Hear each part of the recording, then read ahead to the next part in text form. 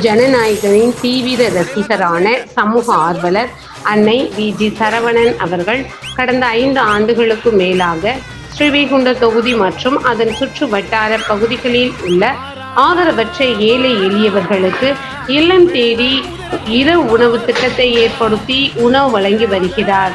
இந்நிலையில் தமிழக வெற்றிக் கழகத்தின் 5 பெரும் கொள்கை தலைவர்களுள் ஒருவரான சமூக ஆர்வலர் அஞ்சலை அம்மாளை கொள்கை தலைவராக அறிவித்ததன் ஏற்பால் தமிழக வெற்றிக் கழகத்துடன் இணைந்து தமிழக வெற்றிக் கழக தலைவர் தளபதி திரு விஜய் அவர்களின் ஆசியுடன் கழக பொதுச் செயலாளர் அண்ணன் புசி ஆனந்த் அவர்களின் வழிகாட்டுதலின் படியும் மதிய உணவு மற்றும் இரவு உணவு திட்டத்தை ஏற்படுத்தி உணவு வழங்கி வருகிறார்.